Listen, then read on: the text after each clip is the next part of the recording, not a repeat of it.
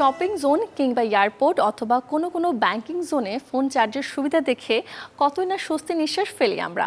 কারোর প্রয়োজনে কেউ বা ফোনের চার্জ বাড়াতে হুটহাট দিচ্ছি সেখানে ফোন চার্জ, কিন্তু জানেন কি এটি হতে পারে আপনার জন্য ভয়ানক ক্ষতির কারণ।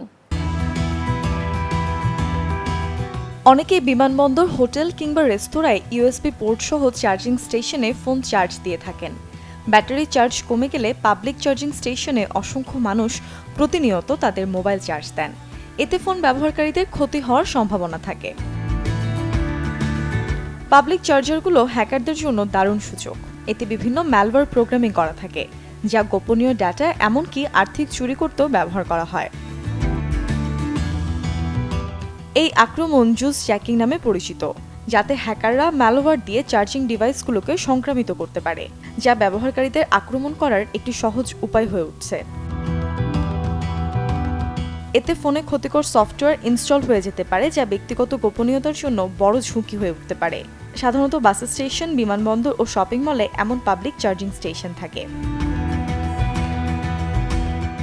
যে কেবল দিয়ে ফোন চার্জ করা হয় সেই কেবল দিয়ে এক ডিভাইস থেকে অন্য ডিভাইসে ডাটা ট্রান্সফারও করা যায়। যেমন আপনার চার্জিং কেবল দিয়ে আইফোনকে ম্যাকের সাথে সংযুক্ত করলে তখন এই কেবলের সাহায্যেই ফোন থেকে ছবি বা ভিডিও ম্যাকে ডাউনলোড করতে পারবেন। তাই পাবলিক চার্জিং স্টেশন বা চার্জার ব্যবহার না করে মোবাইল চার্জ করতে ইলেকট্রনিক ওয়াল আউটলেট ব্যবহার করুন। সাথে রাখুন নিজের পাওয়ার ব্যাংক এবং মোবাইল ডিভাইস লক করে যুক্ত থাকা ডিভাইসের সাথে পেয়ারিং ডিসেবল করে চার্জ দিন। Desk report, channel 24।